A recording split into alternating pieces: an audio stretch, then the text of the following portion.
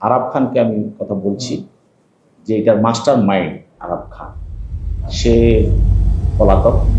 পুলিশের বিশেষ শাখার পরিদর্শক মামুন ইমরান খান হত্যা মামলায় দুবাইয়ে পলাতক স্বর্ণ ব্যবসায়ী রবিউল ইসলাম ওরফে আরাব খান সহ ৮ জনের যাবজ্জীবন কারাদণ্ড দিয়েছেন আদালত। ৭ বছর আগের এই হত্যা মামলায় ১৭ এপ্রিল ঢাকা মহানগর দায়রা জজ জাকির হোসেন এই রায় ঘোষণা করেছেন।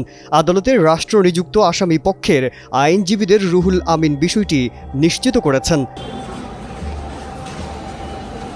২০১৮ সালের ৭ জুলাই রাজধানীর বনানীতে খুন হন পুলিশ পরিদর্শক মামুন। ২ দিন পর ৯ জুলাই গাজীপুরের একটি জঙ্গল থেকে তার মরদেহ উদ্ধার করা হয়। ওই ঘটনায় ৩ দিন পরে মামুনের ভাই জাহাঙ্গীর আলম খান বাদী হয়ে রাজধানীর বনানী থানায় হত্যা মামলা দায়ের করেছিলেন। সঠিক প্যাড আর সঠিক তথ্য দিয়ে কেশু সামলে নিব এক হয়ে। Monalisa sanitary napkin.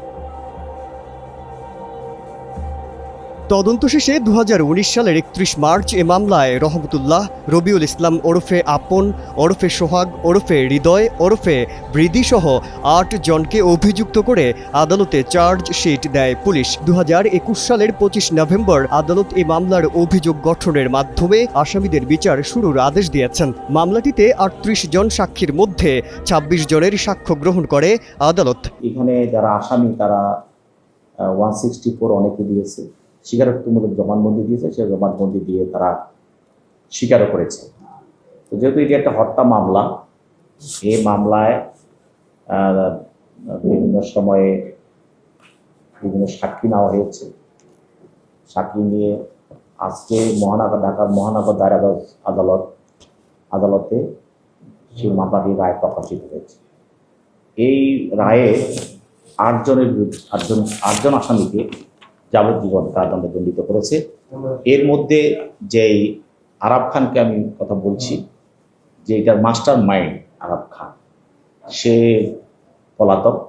সে এই হত্যা থেকে রেহাই পাওয়ার জন্য, হত্যা মামলার দণ্ড থেকে দেশকে এসকেপ করার জন্য সে দুবাইতে আশ্রয় গ্রহণ করেছে এবং সেখানে তার ওয়াইফ তার সঙ্গে চলে গেছে। 2 জন পলাতক, আর বাকি 7 জন তাদেরকে তারা আদালতে ছিল। মাজহারুল আলম, কালের কণ্ঠ।